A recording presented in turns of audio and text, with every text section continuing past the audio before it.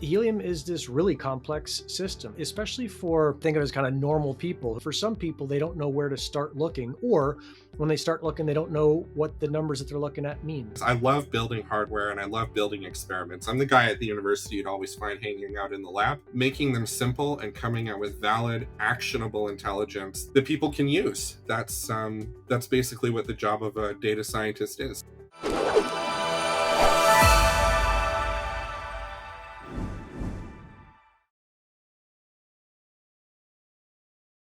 All right, folks, welcome to another show. This one is with Matthew Patrick. It's going to be a pretty much audio only, unless you really like staring at my face, but well worth listening to. I heard Matthew on a Helium community call, and his presentation was so impressive that I asked him to come on the GK show and kind of re-give it to us, but he's done me one better and improved it. So, Matthew, welcome to the show.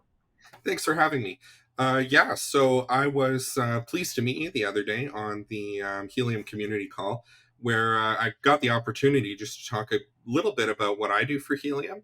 And I thought it might be really cool if we sort of reframed what I said then, more in terms of what matters for the average user on the Helium network, whether you're someone who uses the Helium network or whether you're someone who mines on it.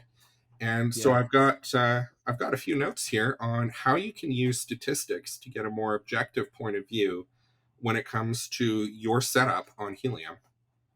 Dig it. Let's start at the very beginning. There's two things I want to establish. First is tell me a little bit about who you are and where you're coming from. I've gotten to heard you. I've gotten to heard you. I've gotten to hear you, but not everyone has, and so I want them to know where you're coming from. And then we'll talk about kind of what the problem is, and then we'll go into the presentation. So you're up in the great Canadian North. What do you do up there, and how did you come to where you are? It's a funny story. Yeah, I'm up in Canada, and I came to Helium not as anyone who was mining, but as a user of Helium. Okay. What I do for my research, I'm just finishing up my PhD at the University of Calgary right now. We send high altitude balloons all over, and the reason we do it is because we send these probes up into the atmosphere to take pictures and to get data about the northern lights, which are pretty common up here. And so my degree is in space physics, and what brought me to Helium was the fact that just tracking these balloons and getting data from our instruments back was costing us thousands of dollars every month because we were using Iridium satellite data and products like that. So rather than using satellite data, when I learned about Helium, I was just searching on the internet. I thought, oh, gee, I mean, look, there's a lot of these LoRaWAN stations around, and data credits are not that expensive, certainly not as compared to Iridium data credits. So Right. let's go for it. We started using Helium, and it actually worked so well that I started doing more experiments with Helium and just got more and more involved. And then Helium came to me and asked, "Hey, do you want to work as a data scientist?" And I said, "Sure." Oh, I didn't realize that. Cool. So are you working for Nova or the Helium Foundation I'm or working for Nova. Yeah, I should okay. be careful. There was a rebranding not long ago, so I work for Yeah. Nova, and Helium Foundation now is what we used to call the 𝗺𝗲𝗊. Yep. Yep. Rad. And then are you a help me understand this. Are you a hardware geek, a software geek, both of them, or something else? A little bit of both, actually. I mean, I've got my hands in a lot of things. I love building hardware and I love building experiments. I'm the guy at the university you'd always find hanging out in the lab, even when I wasn't necessarily supposed to be there. But Okay. software is also really cool. But my main focus is actually not on either of those things. It's about taking data for complicated pictures and making them simple and coming out with valid, actionable intelligence that people can use. That's basically what the job of a data scientist is. You take these experiments, these big data sets, which are hard to penetrate, and condense them down into a simple picture that tells you what you need to do to get the result you want. Yeah. And let's talk, I mean, so that's why I had asked you to come on, is that you had presented this really cool kind of big picture idea about helium, but let me lay out what I think the problem is and then you can walk me through how someone might solve it. Is helium is this really complex system. And so especially for what I think of as kind of normal people who don't have a data scientist background and maybe who don't have either a hardware or a software background and who came in, frankly, just to earn cryptocurrency. is they come in and they get frustrated because they're basically their miner isn't earning. And the answer for me to that has always been, well, let me figure out why. But for some people, they don't know where to start looking, or when they start looking, they don't know what the numbers that they're looking at mean. So maybe can you give me an idea of how big the amount of data is that someone has to look at, and then walk through how they should maybe explore the options? Yeah, absolutely. So what you the first comment that you made actually really resonates with me, because one of the things that's very different about Helium from, say, other mining activities you might do to earn cryptocurrency is it's got this very random, very complicated nature, and it can be very hard sometimes to determine why something is happening the way that it does, or what's causing it. This is due to a couple of things. One is that Helium is a gigantic network which is growing extremely quickly, and so the state of the network is changing all the time, and the engineering required to keep it running is actually quite significant. So you've got this inherent complexity just by being as big as it is, but you've also got a few other factors which really contribute to the randomness that people who just joined to mine cryptocurrency might not be aware of in advance. One of them is that, unlike normal crypto mining, which typically does proof of work or proof of stake, these are very predictable things. It's an algorithm which is completely known. It runs in a known amount of time every time, and if you have a certain set of hardware, you can look up just exactly how many, for example, hashes per second, if you're mining Bitcoin, you can expect to make. And as long as your setup is running, it will always be that number. Helium is different. And one of the main reasons it's different is because we're using radios, and it's proof of coverage, not proof of work. And these are very, very different things. When you're using radios, you have to understand that you're literally sending information at the speed of light, using long wavelengths, over vast distances. That's the whole point of what LoRa is. And it can be affected by so many things. There's some really cool examples in Console, for example, of folks who go and say, well, I don't know why I just got this witness that was, say, 300 kilometers away. And the reason was the signal literally bounced over water because there was a lake between them and another city. So Yep. that just highlights, and there are many other reasons why this is true, but to me, that just perfectly captures some of the random aspect and the complexity inherent to Helium. And this is why you have to be really careful when you're trying to optimize your Helium setup to make valid inferences from the data that you have. And that's one of the things I really wanted to talk about today, was if you have a Helium miner and you're interested in, say, getting a different antenna, for example, or shortening your coax cable, figuring out in the real world whether that's going to help you or not, and what the effect you can expect to see, is something that the average person can actually do. Huh. So when you're saying making valid inferences, I'm just going to make sure that we hit that point. Is what I'm hearing is you have to be able to know, let's see, not only the data you're looking at, but how useful that data could be to you. And Exactly. that, yeah, okay. Okay, cool. So when it comes to this kind of thing, the field of study is called statistics, and everybody's heard the word statistics, but it's not used that often, or at least people don't see it used in everyday life. Right. But all it is it's taking, at a fundamental level, statistics just means taking data and making conclusions from it and presenting it.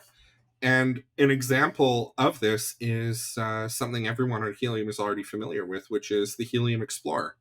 It presents you aggregate data over roughly a week of the behavior of a hotspot and hotspots in its community. An So, aggregate just means a bunch of, or is that like a specific or discrete group? just a bunch of, yeah, exactly, Okay, just a collection over a long enough period of time. cool. And when I say making valid inferences, I should really unpack what that means. If you are interested in predicting the weather, let's say, and you have a bunch of thermometers that you put out around, and you measure them once per day, the question that you could ask is, based on the number of temperature readings that I have, is it valid to say that the average temperature changed this week as compared to the last week? And it's actually not a completely simple story over there, because it depends on a lot of things. And once you find the answer, it's important to present that answer in a way that accurately reflects the conclusion, that doesn't lead people to believe things that might not necessarily be true when you consider the data, or things that might be true but can't be inferred to be true from the data. So I'd like to go through a specific example for Okay. why someone on the Helium network might care about any of this. So it's Sure. all pretty abstract so far. Yeah. Yeah. One of the main questions that you see on Reddit or on Discord, for example, is the following: my earnings are down this week. What's wrong? And this is sort of what you alluded to earlier, one of the main frustrations Yep. that new users can have. And validly so, right? Especially if you're coming from somewhere else in the crypto space, right? You might be used to completely predictable earnings and rewards that don't depend so strongly on your setup and your environment. Yep. What you can do with statistics is instead of making a statement that my earnings are down, what's the problem? You can take one step back and say, here's the data. Are my earnings down significantly? And are they down significantly enough to matter for me based on my setup? And then you can go one step further and say, and if it continues this way, what is the effect going to be on me in the real world? So you can see what has happened here. You've taken a subjective statement, which is my earnings are down, and you've turned it into an objective statement, which is by how much, and given what you know, is it significantly down compared to the average? Is it significantly up compared to the average? Or is it neither? Can you actually not make that measurement because, for example, your earnings normally fluctuate a whole lot?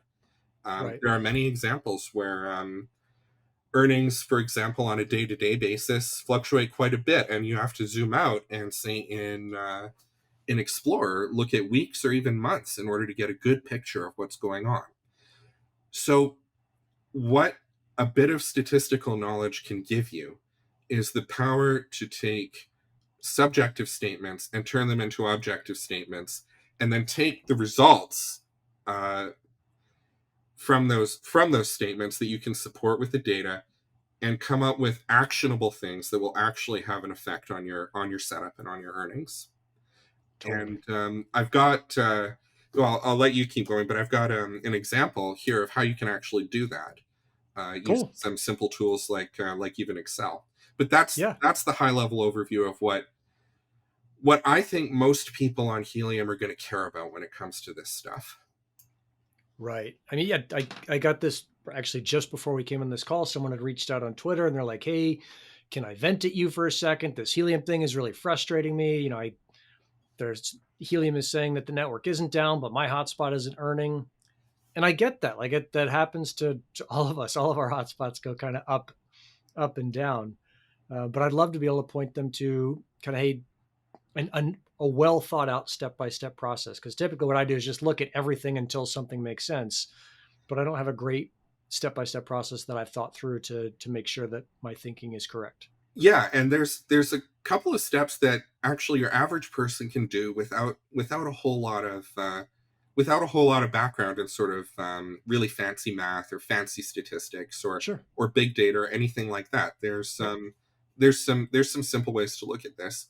Oh, before I go into that, though, one of the things that's really important to note is because the network is growing so fast, there are of course going to be engineering challenges associated with it, and the transition to light hotspots is going to fix a lot of those.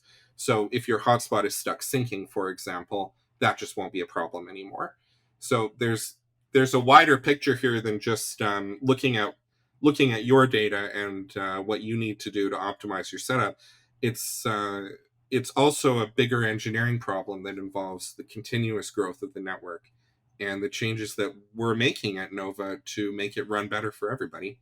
Totally. I mean, so that goes into, if we take kind of big picture ideas, as far as I can tell, is that it seems like the network is changing so fast that it is really difficult to make any kind of reasonably accurate assessment. And the classic assessment, as you said, or the classic assessment attempt, is to see if one antenna is better than the other. Yeah, And exactly. I think Matthew, when I think about that, is no one's going to like me saying this, but the Helium network is not the network to test your antennas on. right? That's as much as we want to, like, it's not a great place to test antennas because there are so many variables, and it's also tied to this other random piece, which is this witnessing and beaconing, this whole POC cycle. Right, Um, exactly. and And so you get, what I found is you get like the radio guys on one side who will tell you that this antenna is objectively better. And then you get the kind of helium peeps on the other hand who are saying, well, I stuck my finger in a socket and it was a better antenna than this $3,000, whatever it was. And they're both right.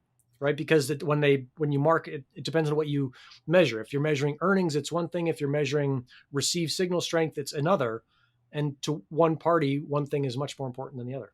exactly. And I think that's a really critical point because, yeah, one of the classic questions that you can come across when it comes to helium is, which antenna should I use? And I have this antenna. Should I change to this other thing and to increase my earnings? And it's really difficult because POC happens at a frequency which is, you'll beacon several times per day. But unless you average data over a fairly long time period, and this is what I got into on the community call, was Yeah, that we want that time period to exist on the network so we can make valid inferences sure. about proof of coverage. But if you want to make inferences about antennas, it's a really difficult environment to test in. Not only, as you said, because LoRaWAN is such a resilient protocol that sometimes terrible antennas can still do really well if they're in desirable locations. And there are other things that factor into it too, like the type of coax you're using, or the terrain surrounding where you put your antenna up, that kind of thing.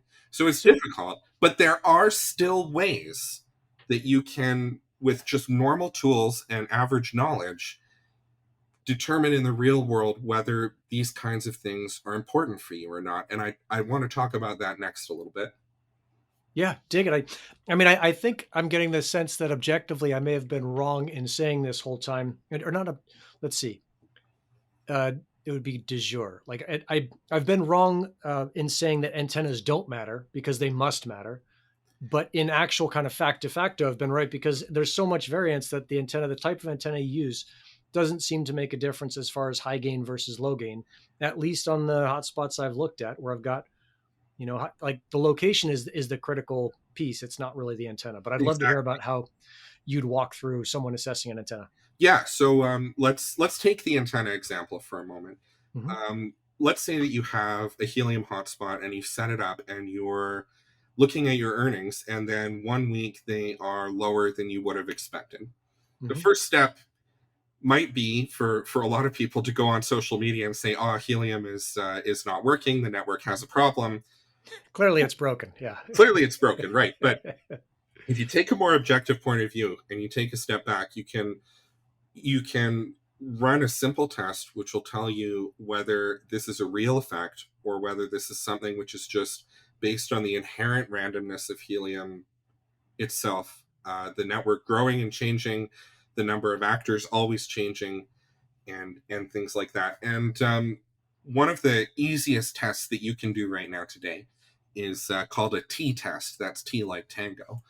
So Mhm. all it does is it just compares the averages of two things over a period of time, and it can tell you based on the data itself whether the average was wow, sorry, it's a tongue twister. Whether the Yeah. average was significantly different or not.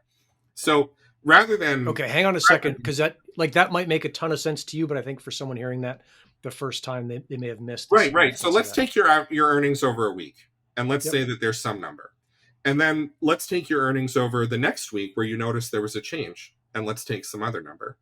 If Yep. you put those two numbers in Excel in two different columns, say your earnings per day in two columns in Excel, you can run this test and it will tell you a result like this. And the result's going to come back and say there was less than a 5% chance that this was random. And that's a big difference than the kind of yes no answer that a lot of people would expect. But it's important Yeah. because you've got two things that might be affected by a lot of things, right? People coming and going, the amount of data transfer around you, the number of sensors near you, a lot of stuff.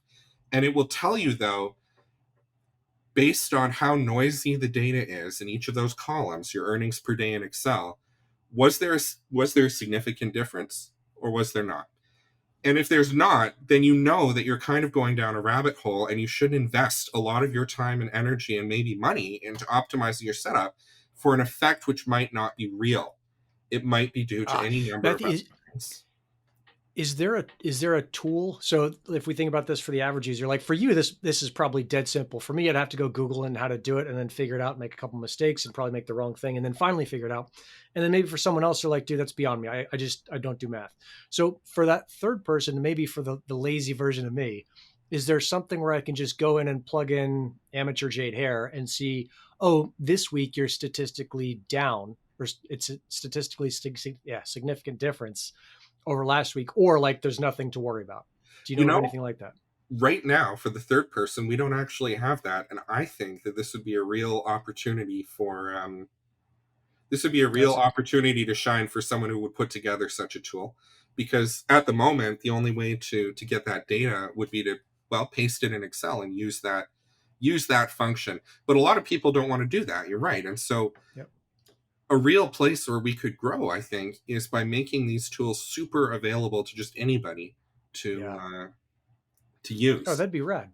Yeah, so you'd plug in your hotspot and it would just tell you like, yeah, you got something to worry about, or no, you don't. Now, Paul at Disk 91 has something like this with his Watchium app, where he'll tell you it's got an alert that fires off if your hotspot hasn't been witnessing as much as it was. Right. And I don't know any of the equations behind that, but I know that I've started using that, and that's been pretty interesting to watch. And that's Um, exactly the kind of tool which I'm hoping to see a lot more of in the community. And to be clear, these are things that anybody in the community can build. It yep. doesn't have to come from Nova. And in fact, it's probably better that the community owns and runs a big ecosystem of these kinds of analysis tools. Yep. And a plug certainly for the Helium Foundation is they have grant money for this. So if you Absolutely. are, that person and you're like, oh, I'm in college and I'm studying statistics and I love this stuff, but I'm debating whether or not I work on this or go work at McDonald's to buy my next thing of ramen, is applied to the Helium Foundation for a grant and do something that you both love and are good at and can contribute to the world. So, Right. Yeah, exactly. and then get as much ramen as you want. For sure. So there's a summary here which I'd like to just put out in the open. Sure. It's where I'm coming from here is not that everybody should go out and learn a whole bunch of stuff which they might not even be that interested in. Right. It's about a change of mind. It's about a mind frame. It's a picture in your head, and Mm-hmm. it should be less about, for example, some effect is happening. For example, my earnings are down this week. Draw a conclusion about the entire network, ignoring whether X was significant or just due to some random effect, or maybe due to something that I hadn't even thought about. You go Right. from that state of mind to a different state of mind, which is, okay, I think something is happening. For example, my earnings are down. I'm going to draw a conclusion about whether that's actually true or not, given the amount of noise in the data. And then I won't assign a cause to this without having a reason. So you won't say that, for example, my earnings are down this week. It's because the weather changed, or it's Right. because my neighbor put a hotspot across the street, which has a lower transmit scale. Um, where you want to finally wind up after you go through this sort of evolution of thinking is something is happening. I want to figure out whether it's significant, and then also figure out whether it was a change I made that was responsible for the effect or not. And then determine whether it was actually a benefit or a detriment to me in the real world. And factor in the costs and the time taken to make any sort of change or correction or enhancement. See, one thing that statistics and numbers and math will tell you is whether something is happening or not to a certain certainty. You can say, for example, my earnings are down this week or my earnings are up this week, and there's less than a 10% chance that it was just random. What it doesn't tell you, what it can't tell you is, and what should you do about that, if anything? And the critical thing that people have to remember is when you're looking at these objectively, you always have to come back to the big picture, which is the amount of time and energy and potentially money to make a change likely to significantly affect me in the long run. For example, if Right. I go and get a new whiz-bang antenna, which, say, for example, people have been recommending, and it costs $300, a good question to ask yourself is, over what period of time and over what percentage change in my earnings, for example, this new antenna could help me with, uh, and will that help me in the long run? So I had a couple of things that I just wanted to recommend if people were interested in going down this road and Yeah. getting a perspective more based on the numbers, when it comes to being an actor on the Helium network. And the first one is just be aware of some of the common pitfalls. Making general inferences based on really limited data, like your earnings over the last day, for example. There's very little that you can conclude based on just one day of knowledge. Um, Is there, Matthew, is there like a number of days, like, let me figure out how to ask this question. At what number of days does the confidence in the change in earnings become so high that they're like it's statistically significant? That's clearly something you should do something about. yeah, it's hard to say, 100% of the time. Now, for the HIP that we were, because it depends on the location to an extent and how the network is behaving in that region. But as a rule of thumb, you shouldn't make general inferences on less than roughly a week of data. And in the HIP that I talked about in the community call, we settled on a week because it turns out, our research is showing a week is usually enough to determine at least whether someone is acting honestly on the network or not and providing usable coverage. So when it comes to your earnings, anything less than a week, you probably shouldn't make conclusions of. And anything more than a week, it starts to become more reasonable the more data you take into account. But at least a week, always. Okay. Let me just ask this then. So, because you have probably had the same experience. Is I'll get people that say, "Hey, I've made zero for 3 days, and I was making zero point 0.1. Let's say the global average was zero point 0.1. I was making right around zero point 0.1 before that. How quickly should they start thinking that something is wrong if they make zero? Or I guess what would the variance be that would indicate that you should maybe take less of a time span into consideration? Am I I making think, sense? yeah, yeah, absolutely. And I think one of the key things is at that point, it's not about statistics. It's about checking some common sense things. Make sure your antenna is plugged in. Make sure your hotspot Hmm. is connected to the internet. Check whether Yep. it's relayed. And a lot of these things that you have to check are going to go away when light hotspots come out. There'll be way Sure. less to look after. So Yep. I don't, because the amount of, always you have to look at your actions in terms of their opportunity cost, right? Checking whether your hotspot reports that it's behaving normally, shows up on Explorer, has witnessed people, has passed data. Those are all really easy things that everybody probably should take a look at if they notice, for example, that their earnings are down for a couple of days. Now, what you do next, if you notice that this is a continuing problem, I think you want to gradually start, escalating. You want to Yeah. go up and ask, has anything around me changed? Has anything in my setup changed? Check the manufacturer's Discord, for example. Have they pushed an update recently which might have altered something? You don't want to immediately push the red button and go for the most extreme thing. You want to start small, check some things that are basic, and then gradually go up the chain until you find out what the problem is. And this is in your own self-interest, because you don't want to spend a bunch of time doing difficult procedures, right? Like say that you just decide, oh, I'm going to replace the SD card in my hotspot. Well, then it has to resync the blockchain, and that's going to take time and cost you as well. So you want to start small and then gradually build up. And there's really only what, five maybe things you could do. I mean, off the top of my head, you can you can check the connections. You can check that it's connected. Sorry, you can check the cable connections on the antenna. You can check the hotspot is connected to the internet. You can check it has power and that it's synced. And there's almost nothing you can do about any of that stuff except for tighten the connections and make sure that it has power. You Yeah. can't make it sync any faster. There's a couple manufacturers that have fast sync. And maybe the only other thing you can do is unplug it and replug it. And that's probably a big part of the frustration is there's not a lot of levers to push. No, and I think that it's completely fair to admit that there's not. To a large extent, these are black boxes, and this is one reason why community tools, which I hope to see a lot more of going forward, that help the average person make inferences based on their hotspot's performance, are going to be so valuable. And it's Hang on one second, Matthew. You'd said something I want to make sure we are super clear on. Is that a hotspot is a black box to most of us, yes, that's right. right? Most of us don't understand it. And so it's this box that pulls out magical internet money from the sky, and it's either connected and working or it's not. But it is not a black box to everyone. There are a small number of people on the planet, and I've talked to some of them and they're on the Nova team. It's not like they're some secret cabal, but there are a small number of people on the planet who understand every part of this system, and it's not a black box to them. Right. So I want to make sure that part is super clear. Is that just, it's for most of us beyond our current understanding? Right. Of course. Yeah. Cool. Yeah. I don't want that getting on Twitter like, oh, nobody knows what's going on in these things. Like, oh, no. Relax. Exactly. But for most people, yep. It is a black box. Yeah. Yep.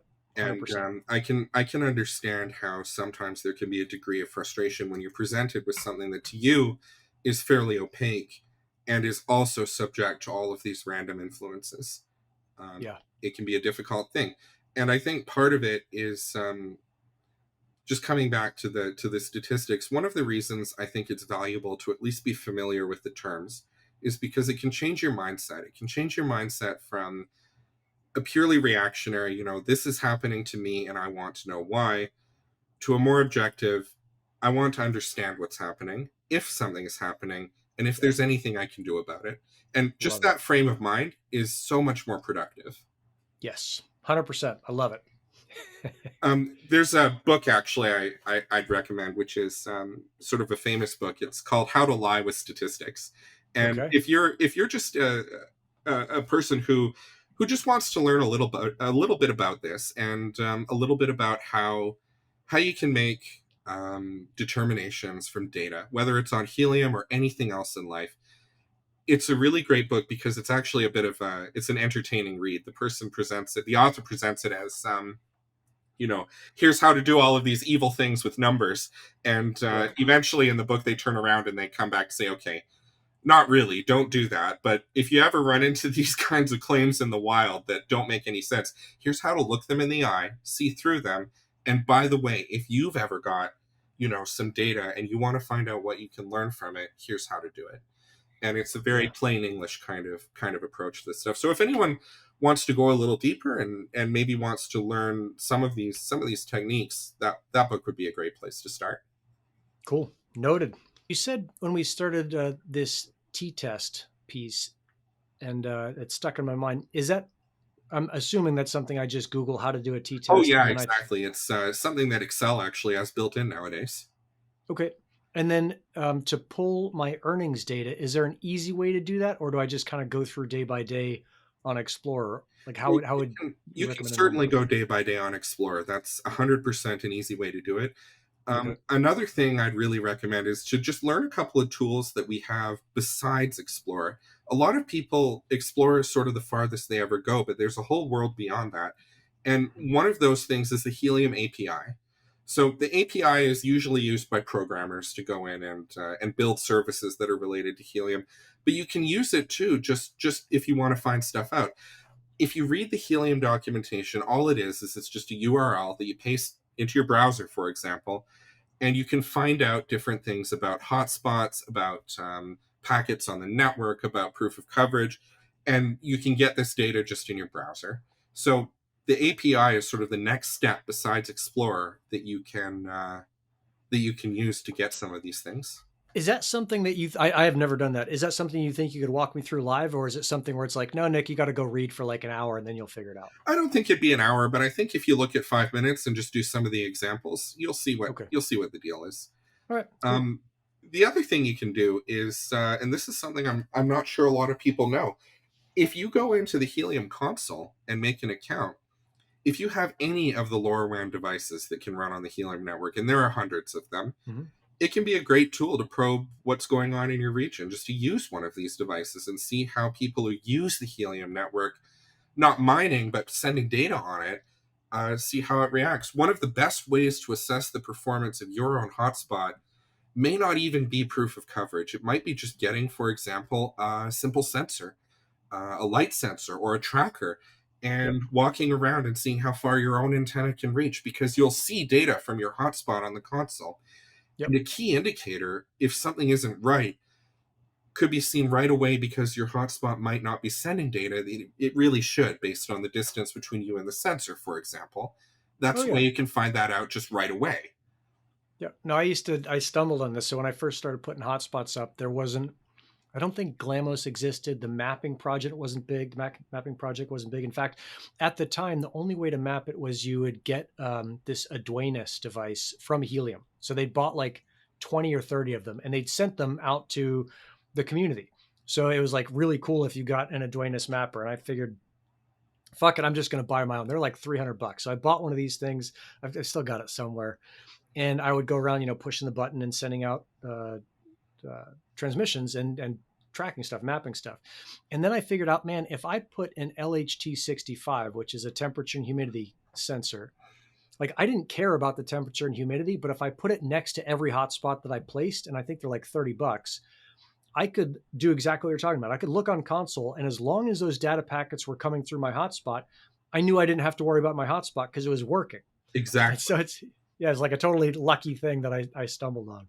Exactly. And the devices that use Helium are so they're so available and so inexpensive that that may be a simple actionable thing a lot of people can do. It's an easy way to monitor your hotspot is Yep. send data to it once in a while and see how that goes. And console will actually show you a lot more than Explorer can from this perspective. You can see the signal strength, for example. You can see how much data you send. You can see the time that you sent it. All of these things are easy to see in Helium console. So if If I someone wants to remember learn right, more about their hotspot, that might be a really great place to go.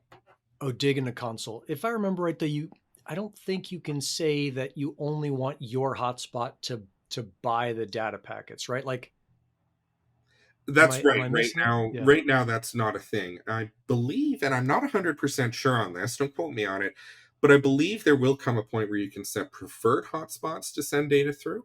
Yeah. I'm not 100% on that, but you can turn on multiple packets, right? And data credits are so Yep. cheap that if you turn on all available packets, your hotspot's going to get it, and it's going to show up in the list. And Yep. say you wanted to Let's just check on the. Oh yeah, go ahead. no, let's talk about what that means because I mean, that was a foreign concept to me until I think Jeremy helped me understand it. Jeremy, is that when a sensor, when you got a mapping device and you send out a transmission, you send out a packet. It's a really weird thing because you're not sending out just one packet. It's a signal that goes out everywhere. And that Exactly. signal is carrying this information. And that information is considered a packet, but it's not physically just one like envelope. Yeah. That transmission can get picked up by sometimes thousands, but let's say, 30 different hotspots. And that transmission has been, that sensor has been connected to console already, and someone has said, hey, when anyone hears or receives this packet, I'll pay for it. And Yeah. so there's a console account that will pay for that data packet, that will pay in DC and data credits to receive the information in that data packet. And you can set in console whether you'll buy that information from just one hotspot, from kind of the first hotspot to report it, or if you'll buy it from X number of hotspots. Like, hey, I'll buy this if it gets heard. I'll buy this from 5 different or from 10 different or from 30 different, Or even for all of them that hear it. for everything that hears it. Yeah. Mhm. Which is a great kind of mapping thing to know about. But it's kind of like a pull back the curtain moment, or it was a pull back the curtain moment for me. It was like, oh, there's like someone's thought about how this network works, and it works in ways I didn't understand. Yeah, and I think the analogy that you show was really quite good. It's not like an envelope that gets delivered to one specific place. It's an emanation of a signal in every direction to everybody that can possibly hear it. Yep. Um, but one thing that I'd really recommend is that don't if you're interested in learning more about Helium, you want to deeply understand how the network works and what the things are that you can do to optimize your setup. don't just limit yourself to the mining side of things. Go into console and at least be familiar with how it works, and maybe Yep. send some data through it so that you understand um, how people who just purchase packets from the network operate and what they see. And Yep. ultimately, this ecosystem, it's about providing a service, right? It's about providing a useful service.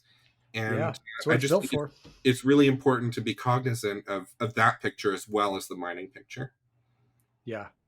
Yeah, that's super cool. Now, one thing that got a question: did you finally get a helium miner, or are you just like, no, I don't care about this mining stuff. I just want to use it. No, I actually did get a helium miner, but I Okay. didn't purchase it. So a coworker in Helium sent me one of their old miners, Yep. and I didn't set it up myself. I said I'm going to do a scientific experiment with this.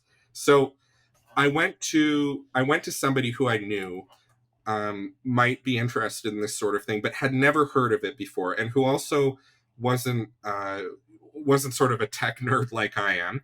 Um, Right. a very average person who is also, intelligent and can follow directions and all that. I said, "Here's a present. Why don't you set it up and let me know how it goes?" And within about 2 hours, I was getting calls about from them about, "Oh, this is just so cool. Can you help me find really high places to put up more antennas because I want to do this?" And so I don't actually own a hotspot, but I have the experience of how someone can get really excited about this and Yeah. sort of launch into uh, launch into a whole new hobby.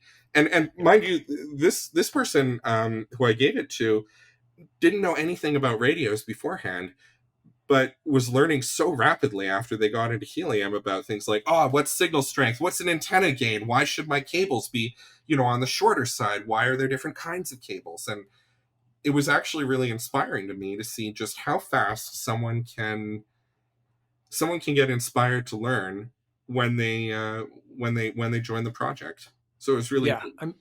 Yeah. I But mean, there's two giant incentives, right? Is that it depends on when that happened. If that happened in the last couple of weeks and the financial incentive wasn't that great, if it happened a year ago, then the financial incentive was insane. But there's also like the gaming part. Like I see people on Twitter or Reddit or whatever, and they're showing off what their hotspot did. And just as silly as it sounds for humans, we love to win. And even if we're winning an extra 30 cents or an extra $30,000, like it doesn't seem to matter to us. We just like to win. absolutely. And the incentive structure is of course changing with time, Yeah. and it's going to, in the long term picture, as we transfer over from proof of coverage to people using the network and purchasing data, the landscape is going to look a lot different. Yeah. But to answer your question earlier directly, I think I've paid the blockchain hundreds of dollars over the course of my using it, but I've made zero from it. So I came to it completely from the other world, which was, Yeah. but it's critical to note the value that the blockchain provided me, uh, and still provides us at the university, Hmm. has been in the thousands or maybe tens of thousands of dollars in saved satellite data credits. Wow. So not only does it help the people who put up the network and who are running it, the hotspot owners, because well they get compensated for that, Yep. but it's a great business deal because it benefits both parties, and that's really what it's all about, I think. Yeah. I mean, it's, I don't know. We got to be careful when we say that because for a lot of people, and I get this and I've been there and I kind of go in and out of this, is it's not about providing network coverage. It's about paying your mortgage, Right. right? As we kind of get down to brass tacks. And depending on when you got into this thing, I mean, you could pay off your mortgage if you got in early enough. And that we can't ignore that as an incentive. And I think I'm really curious to see how the network will continue to develop as we get more and more hotspots on here and the financial incentive really goes down. Are people going to start seeing like what I think is one of the really big and cool ideas, which is that people can own and run a decentralized wireless network. Now, it's not like it won't be this giant financial incentive, but that idea that a group of strangers can all work together without knowing each other, without trusting each other at all, to provide coverage, like that's bananas. That's a really cool thing to be a part of. For sure it is. So And I agree with what you said earlier, but I'd like to balance it with another perspective, which is sure. the Helium network was ultimately designed to make a network. And so you're right, the average person doesn't care about that, but it's in their interest to understand. It's in their interest to understand that one of the reasons that we're using antennas instead of, say, ASIC miners, right, for Bitcoin is because we are Yep. providing a service. And Yeah. that's a fundamental distinction between Helium and a lot of other technologies. Yeah. So the Yep. No, two this is. the two aren't exclusive; they're complementary. Yep. And Yeah. Yeah. I was running 100%. some experiments before with high altitude balloons, just for fun. I sometimes do this as a hobby. And I was sending, I had multiple packet purchase on in my console, and I was sending fast, huge amounts of data over the network just to see if I could. To Hmm. 1,800 hotspots at once, and the people in the Calgary Discord were going, "Oh, gee, where's all this money coming from? My hotspot's transferring a lot of data." They said, "Oh yeah, he must be running experiments again." So it's really cool when that happens. It's people are incentivized to Yeah. provide good coverage, and Yeah. so the two are really complementary to each other. Yeah, no, it's a cool thing. When you say huge amounts of data, I was just on a call this morning with the Gristle crew, which is my little paid community piece, and one of the guys, I want to say maybe he's in Florida, was saying, "Hey, do you guys know what this is? I'm seeing 5 to 6 times a day, 1,000 DC coming through my hotspot, and none of us could. I mean, none of us had an idea like what would use 1,000 DC at a time." And blast through his hotspot. So when you're saying you were pushing out giant packets or giant amounts of data, like what were those sizes? I guess. Well, I was actually just curious. For no other reason than I was curious. I just wanted to see how fast I could send data on the network, and it was something like that. It was thousands of DC. So, Okay. sending 200, and I think the max is 230 some byte packets, just as fast as I could to see what happened. I wonder if what you saw earlier was someone like me who was just doing an experiment. Testing. Just Yeah, I'll have to just check with curious. that guy to see how long that's been going on. It would be interesting to me if that was going on for a significant period of time because, well, I mean, it'd be great for the hotspot owners, but it'd get expensive for the person who was purchasing the data after a certain point, right? Yeah, at some point it'll be good. I'll check with him and see what it is. That's interesting. So let me make sure I'm understanding this. So when you're setting, because my understanding and experience with it is pretty superficial, when you're sending out data from the sensor, and I guess you were able to find a sensor that could send a lot of data kind of per packet Yeah, and also say, hey, I'll buy that from every single hotspot that'll hear it and do that in a place where there were a lot of hotspots. Is exactly. that kind of the trifecta of spending a lot of DC? It is, and I just wanted to see what would happen. Okay. And it was a lot of fun, and I learned a lot, and made some hotspots in my city very happy. It was a great experience. Yeah. That's super cool. I'm curious to see, like, as we go through, is what information, and some people get freaked out by this, and then some of us will just be curious because it's curiosity that makes the world a better place, is what are we going to be able to learn from the amount of data on that's being transferred on the network? Like, are you going to be able, for example, to see, wow, this one kind of sensor that we know spits out a lot of data, whether it's like a weather station that's got 10 different parameters and is sending out every second, are we going to be able to look at the network and say, oh, that must be a weather station in that area? Or will that always be opaque to us?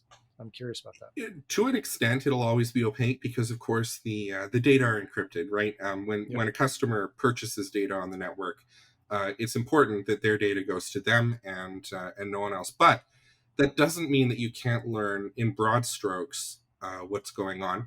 For example, you might see in certain places, like big cities, let's say that in the future, a taxi company puts trackers on every single one of their cars.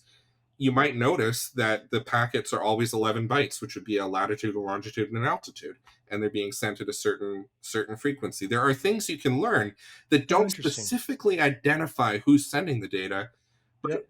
still tell you about the overall shape of the network. So you Oh, can that's so certainly cool. learn those things. And then have I just missed this? And I'm going to sound silly. Is there a map of data usage where I can just look at it, like just look at a picture and be like, wow, there's a ton of data usage in New York City, but there's not anything in whatever Marks, Kansas. Not right now, but someone should apply for a grant from the Helium Foundation and make it, because I think that would be a great tool. Yeah, that'd be super, super cool to look It'd be at. really Okay, useful. cool. Yeah. Dig it. Okay, so the t-test is one thing. And if I'm hearing this right, it's basically the kind of guidance out of this, if you are interested in improving your knowledge, is to spend, let's say you budget 2 hours for both console and maybe you start with this t-test idea. You Google t-test and you sign up for Helium console account with a sensor, and that should take you far enough down the path that you can self-direct from there. Is there any other thing that someone should look for or look into, some kind of word or set of words or phrases that would get them, that would jump them ahead of where they might normally be? Yeah, if you look at just in general how to spot common fallacies. There's a Wikipedia page about this, which is great. How to spot claims which seem like they might be true based on a certain limited amount of data, but which Mm-hmm. actually aren't. For example, here's a really common one, and not a lot of people necessarily know this. Let's say that you did an antenna change, and then you noticed that your earnings had changed to a significant extent from before and after, right? Yep. That doesn't necessarily imply that the antenna change had that effect. There was a change and it was significant, but it might have been due to something that you didn't even think about that was in the background influencing, say, all the hotspots in the region. Maybe your ISP went down for 6 hours that week, right? Yep. Just being aware of this stuff is not only really useful in a general sense, because we live in a world which is just driven by data nowadays, and always we're in the position of having to take it at face value and make split-second decisions as to whether to trust it or not. It's Yep. just good in general. But for Helium in particular, just being aware of the ways that sometimes statistics can go wrong is one of the most useful things. And it has the secondary effect of taking you from the headspace of, something bad has happened to me or something good has happened to me. It must have been this one thing I did, to where you just start to ask more questions. And I think that's great for everybody in the end. Yeah. Yeah. That's probably a great place to, in general, to wrap it up. Is there is this thing where I've seen this from clients, from in public discourse, where someone says, "Hey, I replaced my X antenna with the Y antenna, and my earnings went up. So I know that the Y antenna is better." And it And I might guess, be, but the point is, you need to be very careful about whether yeah, you can determine that from what you know. And yep, in fact, whether it's a good idea to give the advice that, say, Y antenna is better than X antenna to everyone in every situation. yeah. So I guess the question I would ask, that would be probably a little bit aggressive, is how do you know that? Like, how do you prove that? Right, And exactly. typically, the response I get is, because I've had this conversation so many times, is, well, I run a fleet, and a fleet can mean different things to be different people. It could mean 3 hotspots, it could be 30, it could be 300. But I run a fleet, and I replaced all my antennas, and all my earnings went up. And that's like, I'm super curious about, like, is there a general set of numbers? Like, hey, if you do this across 10 hotspots or 100 hotspots, is there a number at which you say, man, there's like statistical significance once you get beyond, and I'm making this up, 37 hotspots?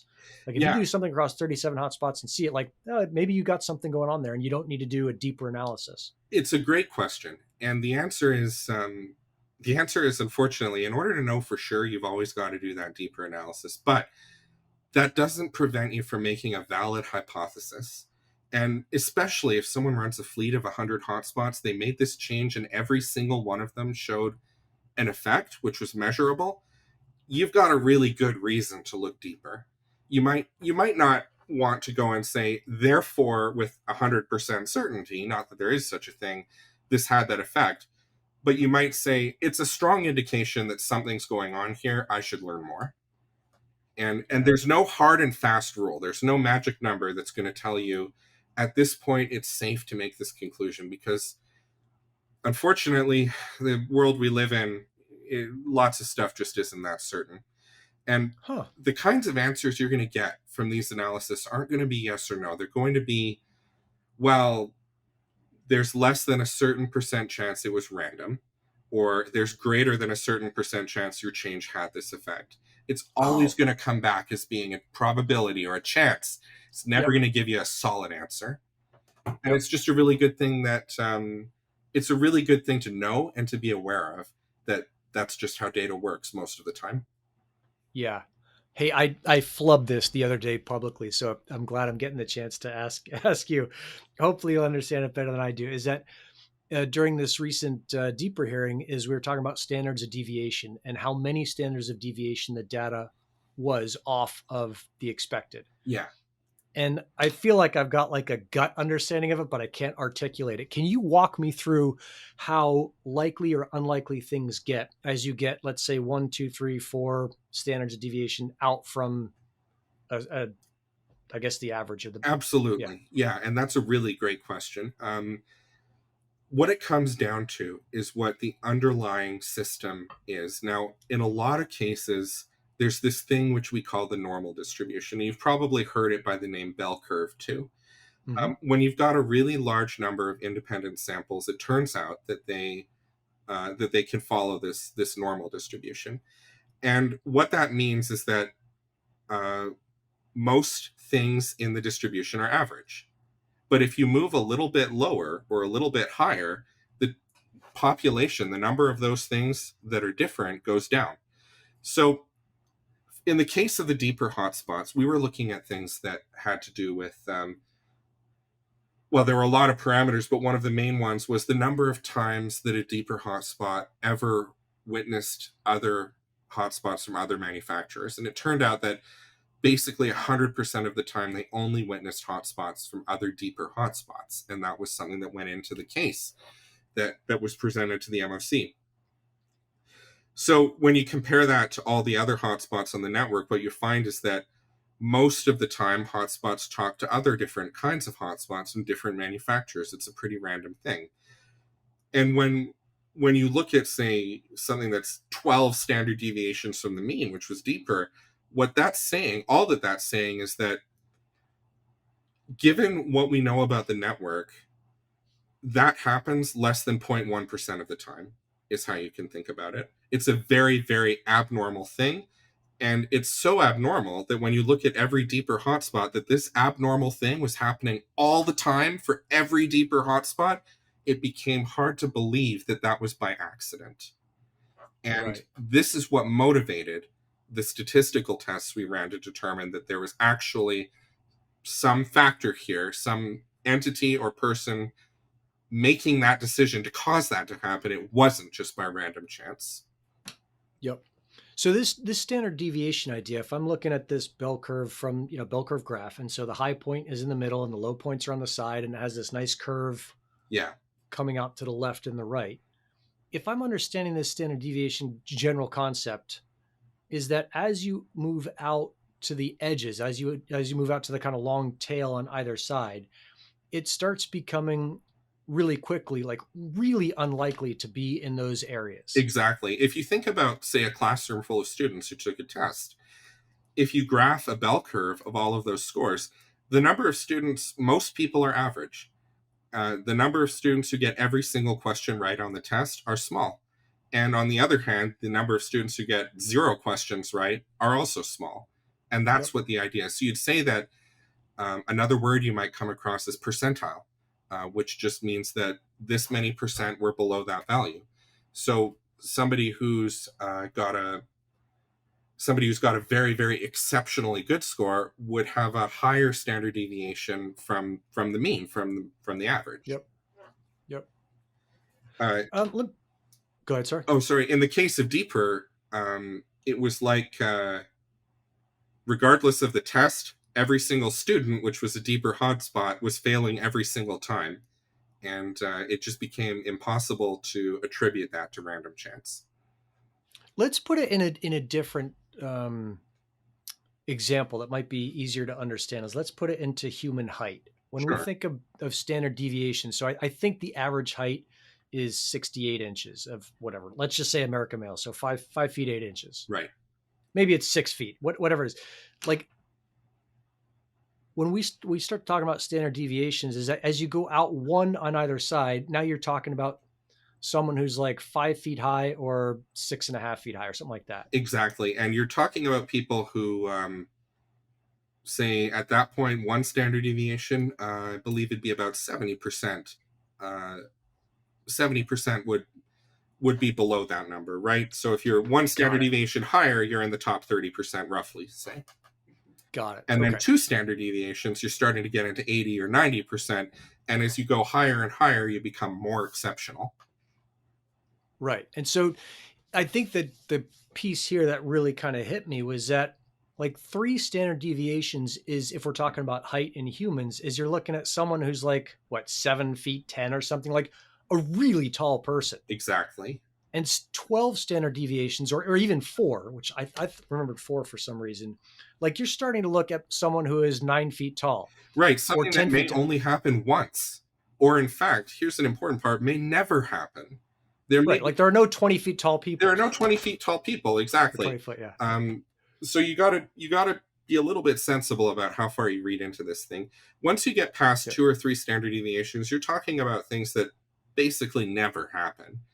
Okay. And you have to, in the case of deeper, when we talk about things that are, say, 12 standard deviations from the mean, we're looking at edge cases which basically only happen once, and on a network of 700,000 hotspots. Yep. So the point is, standard deviation is a way to see how abnormal something can be. And that's one of the things that went into the analysis for deeper. Yep. And I guess to bring this back to your hotspot is that if you figure out there's got to be a reasonably easy way to do this, and if there's not, this is definitely a DUI grant, is you figure out what is the standard deviation in earnings for a hotspot, right? If the Yeah. global average is 0.1, we'll make it super simple, is I'm guessing that it's like a 0.03. Like if you're Something from like that. Yeah. 0.13 to 0.07, you're within what's going on. So if you were making 0.1 and you make down 0.07, that's normal. If you make 0.06, like that's still probably within 2 standard deviations. And it doesn't, change. Yeah. So that would be the way I'd look at my earnings. Like even if it goes down to 0.02, you're still within like, that's weird, but that's not like impossible. Exactly. It's something that you would expect.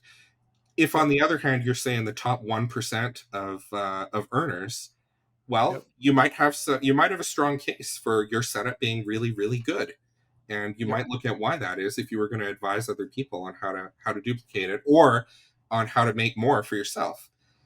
Yep. On the other hand, if you're in the bottom 10% of earners, like you said, it might really indicate that there is a problem and that you should look deeper.